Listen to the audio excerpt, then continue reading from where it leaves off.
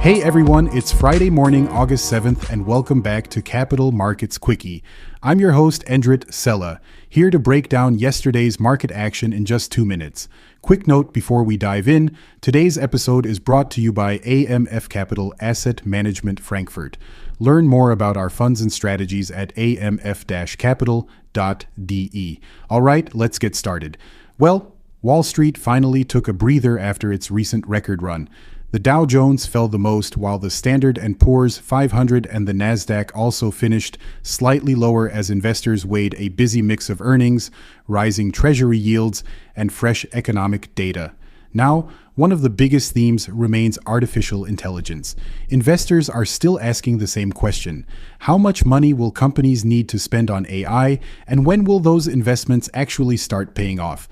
Those concerns led to another tough day for several technology companies that had previously been market favorites. SpaceX also had an interesting session. The stock jumped early in the day but gave back most of those gains after insider selling became possible as a lockup period expired. Meanwhile, oil prices moved higher after Iran announced progress on a temporary shipping agreement through the Strait of Hormuz with Oman. That helped push oil close to $83 per barrel and also added upward pressure on Treasury yields, with long-term yields moving even higher. On the economic front, the labor market sent mixed signals. Layoffs dropped to their lowest level in 2 years, while new unemployment claims increased slightly. Together, those reports set the stage for today's closely watched employment report, which could have an important impact on expectations for the Federal Reserve.